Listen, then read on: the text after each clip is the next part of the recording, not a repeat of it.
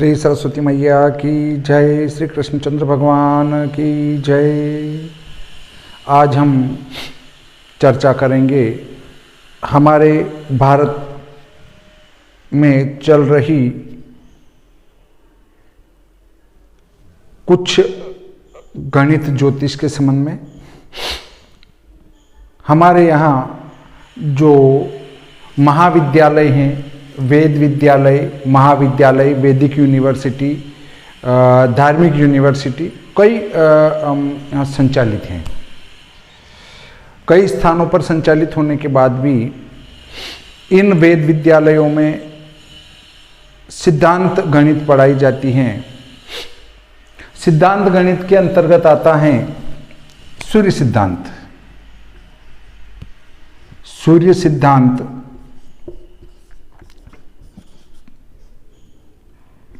पढ़ाया जा रहा है। अब देखिए, हम प्रारंभिक समय में बैलगाड़ियों पर चलते थे, उसके बाद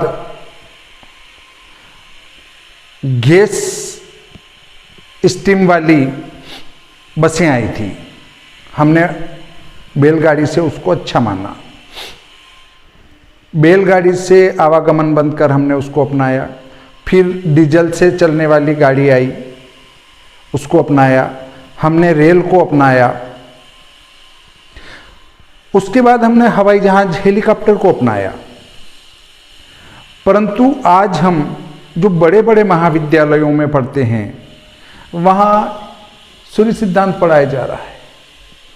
सूर्य सिद्धांत पढ़ाना बहुत ही बढ़िया है, क्योंकि हम हमारी जो प्राचीन संस्कृति है उससे भी हमारे छात्रों को परिचित कराएं। परंतु सूर्य सिद्धांत जब प्रत्यक्ष दृश्य नहीं है, सूर्य सिद्धांत से आने वाले ग्रह बहुत विचलित हैं। देखिए, अभी अभी जो गुरु शनि का परस्पर पारगमन हुआ था, तब मैंने एक वीडियो बनाया था। मैंने कहा भाई, आप आज रात में देखें कि गुरु शनि परस्पर पारगमन कर रहे हैं।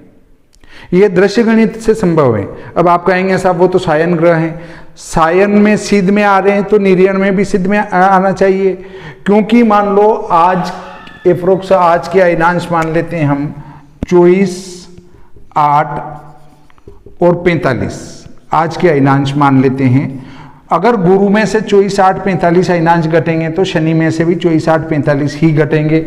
और जब दोनों में से 24, 8, 45 घटेंगे तो दोनों निर्यण पद्धति से एक सिद्ध में आए, सायन पद्धति से एक सिद्ध में आए, या आपके किसी भी सिद्धांत से, परंतु सिद्ध में एक ही समय आना चाहिए।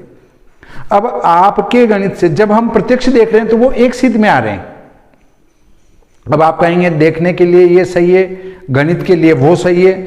तो देखिए, हम ये मान लेते हैं, परंतु दिखने में भी वो एक सिद्ध में तो दिखना चाहिए आपके गणित से भी।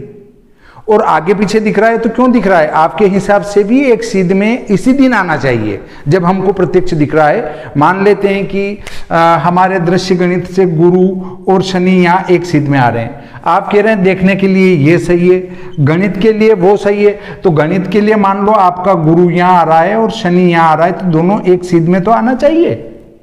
वो आगे पीछे क्यों आ रहे हैं? तो हमारे एक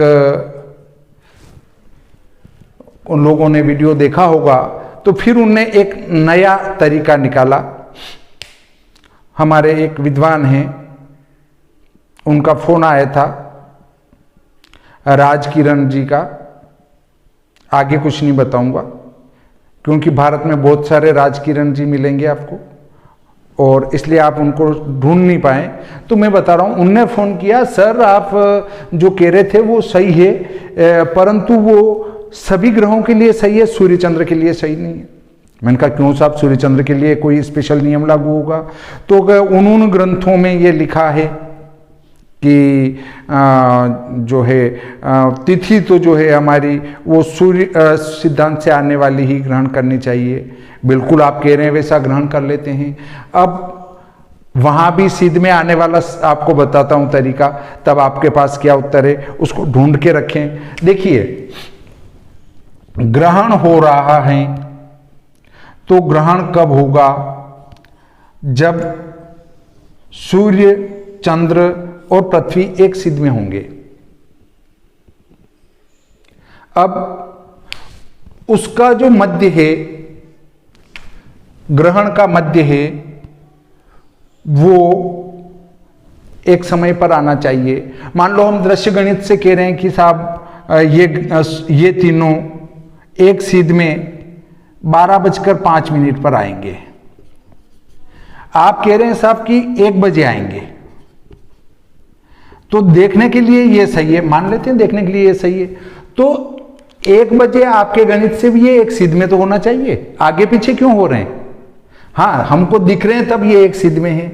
तो जब आपके गणित से आ रहे हैं तो सूर्य और चंद्र का राशि, अंश, कला, विकला एक सिद्ध में एक ही होना चाहिए। सूर्य चंद्र का राशि, अंश, कला, विकला आपके गणित से भी वो ही आना चाहिए। चाहे हम कह रहे हैं भाई ये यहां दिख रहे हैं, आपके हिसाब से दिख यहां रहे हैं, पर वस्तुतः वो यहां है। मान लेते हैं तीनों यहां हैं, ये सूर्य है, ये चंद्र है और ये पृथ्वी है। हाँ, हम मान लेते हैं ये तीनों यहां हैं, दिख यहां रहे हैं, पर है यहां पर, सिद्ध में तो आना चाहिए। जब आप तिथि का समाप्ति काल दे रहे हैं, अमावस्या का या पूर्णिमा का, तो सूर्य चंद्र एक सिद्ध में हो, वो एक सिद्ध में क्यों नहीं आ रहे? अमावस्या का समाप्ति काल या पूर्णिमा का समाप्ति काल पर वो एक सिद्ध में दिखना चाहिए, और उसके लिए प्रत्यक्ष प्रमाण है आपका वेदशाला। भाई आपको लगता है नहीं हम कह रहे हैं वो सही है, बिल्कुल आप कह रहे हैं वो सही है। हम कहाँ कह रहे हैं कि हम कह रहे हैं वो सही है? आप तो दिखने में वो यहां दिख रहे हैं एक सिद्ध में। अब मान लो ये सायनमान है, ये मान लेते हैं, या कोई भी हमने कोई भी उटपटांग गणित करके भी यहां बता दिए, पर दिख वो यहां रहे हैं, आपके हिसाब से वो यहां है, मान लेते हैं यहां है, तो वो एक सिद्ध में आना चाहिए। इसके राशि, अंश, कला, विकला और चंद्र के राशि, अंश, कला, विकला एक ही होना चाहिए। वो आपके उस समय के बाद क्यों आ रहे हैं? जो हमको यहाँ प्रत्यक्ष दिख रहे हैं उसी समय पे आपके भी सूर्य चंद्र तो एक सिद्ध में आना चाहिए, क्यों नहीं आ रहे हैं? परंतु देखिए, अब जो वेद विद्यालय और महाविद्यालय जितने भी हैं, धार्मिक महाविद्यालय हैं, उनमें जो सूर्य सिद्धांत पढ़ाया जाता है, तो सूर्य सिद्धांत आप पढ़ के वहां से आए, अब आपको दृश्य गणित कहां से समझ में आएगा? आपने सीख रखी है बैलगाड़ी चलाना, अब आपको पकड़ा दे कोई हेलीकॉप्टर, आप नहीं चला पाएंगे। और चूंकि जो वहां सीखे हैं वो पढ़ाएंगे तो वही पढ़ाएंगे जो उनने सीखा है। विदेशों में निरंतर नवीन खोज चल रही है, परंतु हम नवीन खोज के पक्ष में है ही नहीं है। आज चंद्रमा दृश्य गणित से जहां दिख रहा है, यहां से हेलीकॉप्टर उड़ के जाएगा तो वो वहीं उस चंद्र पे उतरेगा, पर हम कह रहे हैं नहीं, वो दिख वहां रहा है पर वस्तुतः है दूसरी जगह है वो। अब कैसे आपको समझाएं कि जब हेलीकॉप्टर गया और वो चंद्रमा के ऊपर ही उतरा, जो हमने यहां से प्रोग्रामिंग की थी कि वो चंद्र उस समय वहां मिलेगा और सीधा वहां जाके उतरा, तो अब आप इसके संबंध में क्या कहेंगे कि वो वहीं क्यों उतरा? उसको कहीं अन्य चला जाना था, क्योंकि चंद्रमा तो अन्यत्र दिख वहां रहा है अन्यत्र। तो हम अभी भी बैलगाड़ी के ऊपर बैठे हैं, सूर्य सिद्धांत को लेकर चल रहे हैं, उससे आगे बढ़ने के पक्ष में है ही नहीं। और वेद विद्यालय, महाविद्यालय और यूनिवर्सिटियां जो इससे संबंधित खुली हुई हैं, उनमें अगर आप उसके प्रधान जो यूनिवर्सिटी हेड होते हैं, उससे संबंधित विषय विभागाध्यक्ष होते हैं,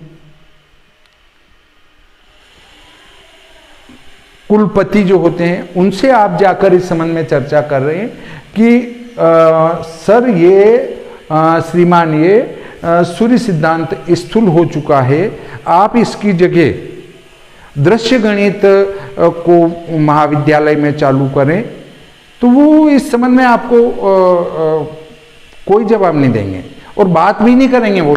मैंने भी एक दो जगह एक कुलपति महोदय से भी चर्चा करी थी। मैंने कहा सर ये बहुत स्थूल हो चुका है और दृश्य गणित को आप लागू कीजिए ताकि जो उसको पढ़कर जो विद्यार्थी निकलेंगे वे दृश्य गणित के जानकार निकलेंगे। अब आप वो बैलगाड़ी वाला मामला मतलब सूर्य सिद्धांत जो प्रारंभ में चला था उसी को आप पढ़ाएंगे तो वो दृश्य गणित को कैसे समझेंगे, कैसे सीखेंगे। और जब आपके यहाँ से सूर्य सिद्धांत पढ़कर जो बच्चा बाहर जा रहा है वो सूर्य सिद्धांत ही पढ़ा पाएगा और उसको कहेंगे भाई तू करण ग्रंथ पढ़ा दे, वो करण ग्रंथ नहीं पढ़ा पाएगा। परंतु हमारे जो महाविद्यालय हैं उनमें कोई भी व्यक्ति कोई भी कोई करना चाहता होगा तो उस पर जो वरिष्ठ पद पर आसीन हैं वो करने नहीं देंगे। कोई क्रांतिकारी अवश्य होंगे परंतु उनको दबा दिया जाता होगा।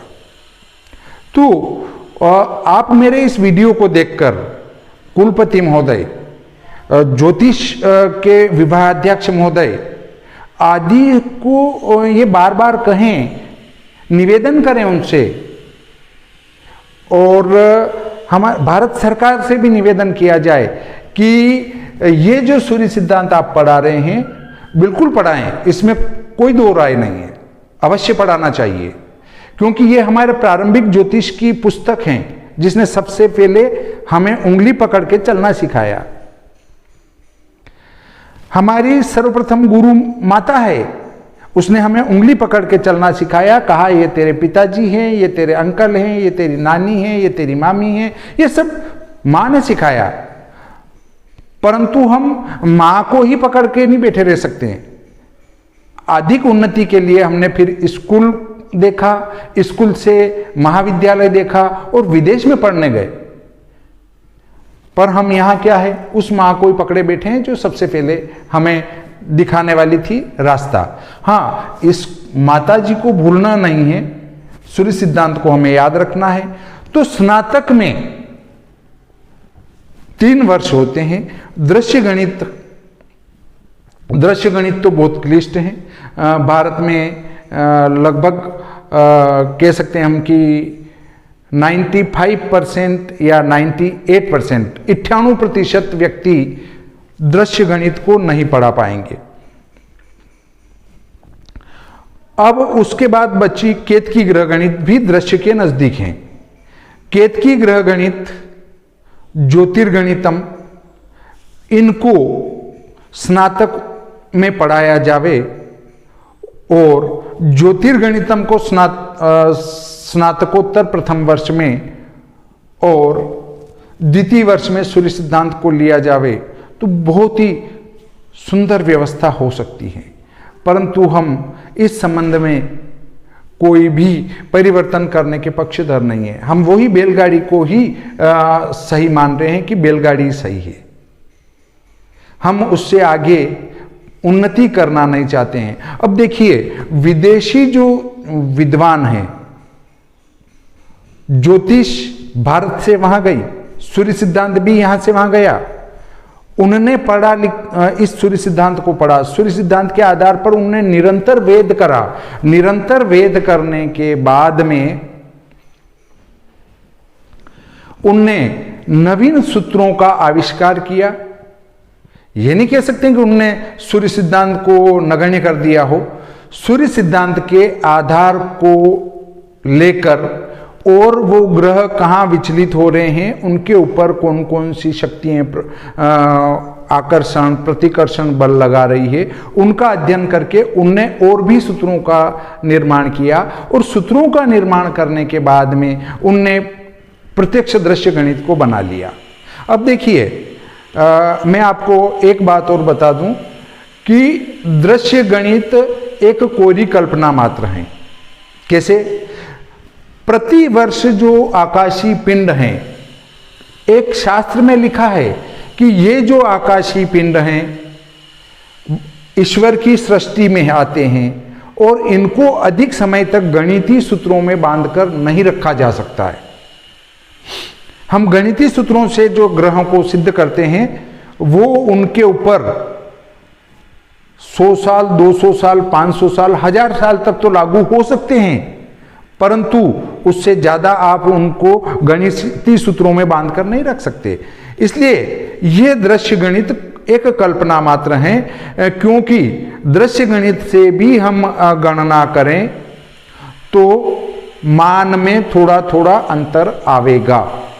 यदि दृश्य गणित में आपने गणना करी कि 59.8560123 ये आपने लिया मान, और एक ने इसके पीछे जो छुटा हुआ था मान 5 वो भी ले लिया, तो जो यहां से गणना करेगा उसमें और जो इसको लेकर गणना करेगा उसमें भी विकला में अंतर आवेगा। ऐसा यदि आप, जैसा हम कहते हैं कि ग्रह लाघव से 2 पंचांग बन रहे हैं और दोनों की गणित में थोड़ा अंतर है, तो उस गणित में अंतर का कारण ये है। और दूसरी बात बताता हूं कि विदेश में जो अत्यंत सूक्ष्म गणित पर पुस्तकें लिखी गई हैं, उन पर कुछ व्यक्ति कहते हैं कि जो कंप्यूटर सॉफ्टवेयर से जो गणना आती है वो अत्यंत सूक्ष्म आती है, बिल्कुल, परंतु अत्यंत सूक्ष्मता के नजदीक आती है, अत्यंत सूक्ष्म नहीं आती है। इस बात को आप ध्यान में रखें। और यदि आप विदेश में लिखी गई करण ग्रंथ जो हैं, विदेश में लिखे गए करण ग्रंथ जो अंग्रेजी के हैं, उनसे भी गणना करें तो विकला या प्रतिविकला में ग्रह स्पष्ट में अंतर प्रत्यक्ष आता है। तो ये सही या ये सही, तो दोनों सही है, उसको शुद्धता के नजदीक मान लिया जाता है। इसलिए हमारे भारतीय विद्वानों ने हमेशा ही अर्धाधिकम को कहा है कि आधे से अधिक है तो उसको मान लो आगे एक।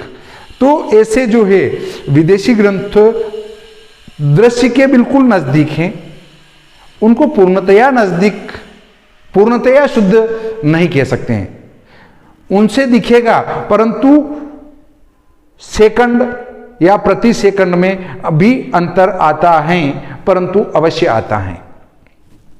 परंतु सूर्य सिद्धांत से ग्रह लाघव थोड़ा शुद्ध है, उससे भी केतकी ग्रह गणित जो लिखी गई ज्योतिर्गणितम है वो शुद्ध है, मराठी ग्रह गणितम ज्योतिर्गणित मालिका ये ग्रंथ शुद्ध हैं।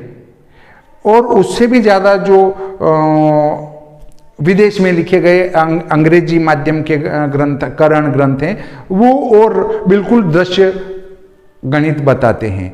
तो हमें केतकी ग्रह गणित और ज्योतिर्गणितम का अध्ययन तो करना ही चाहिए। और कुलपति महोदय से, सभी यूनिवर्सिटी की कुलपति महोदय से और विभागाध्यक्ष अध्यक्ष महोदय से, प्रोफेसर महोदय से, इनसे मैं भी निवेदन करता हूं, और जो आप वीडियो देख रहे हैं वे भी निवेदन करें कि कृपया केतकी ग्रह गणितम और ज्योतिर्गणितम और सूर्य सिद्धांत ये तीनों पुस्तकें एक साथ पढ़ाएंगे तो शायद गणित में शुद्धि अधिक आ सकती है। तो इस पाठ्यक्रम में ज़्यादा अच्छा छात्र पढ़ेंगे, और पढ़ेंगे तो फिर वे कुछ अच्छा प्राप्त करके ही महाविद्यालय से निकलेंगे।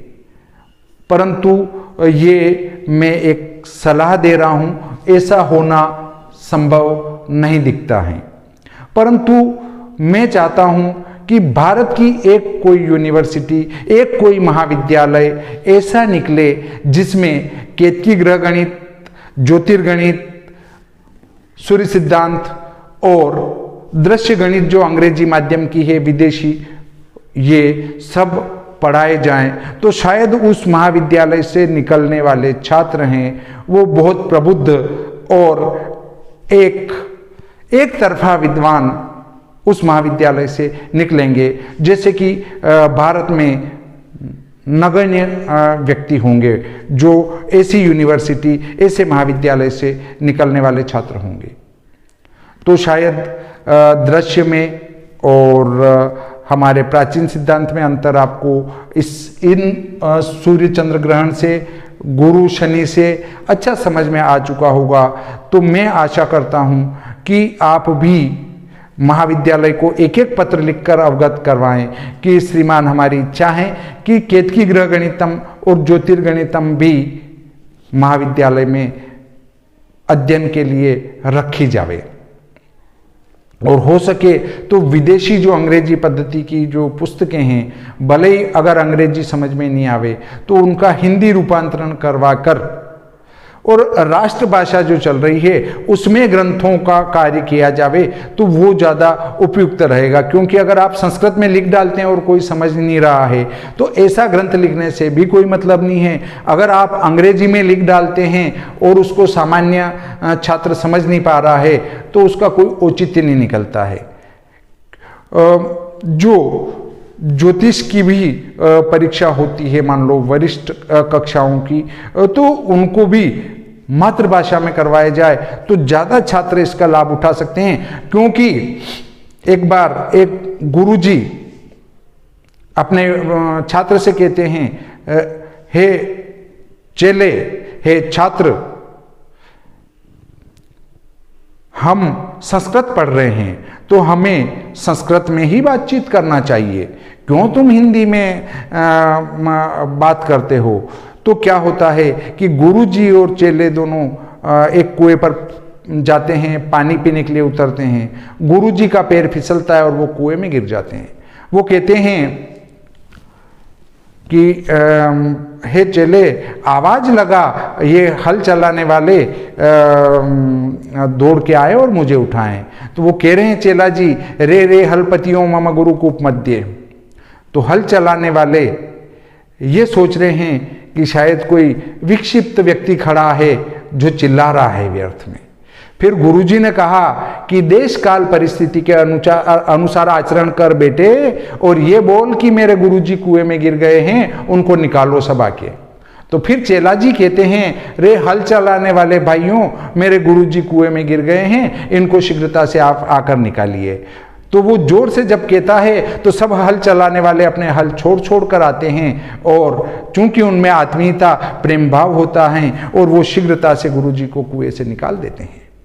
इसलिए देश काल परिस्थिति के अनुसार हमें आचरण करना चाहिए। अब देखिए, यदि हम संस्कृत में ही या अंग्रेजी में ही कोई कोर्स चलाएंगे तो उस कोर्स को सामान्य छात्र जो हिंदी भाषी हैं वो हल नहीं कर पाएगा। इस प्रकार हम आज का ये प्रकरण यहीं संपूर्ण करते हैं। श्री सरस्वती मैया की जय, श्री कृष्णचंद्र भगवान की जय।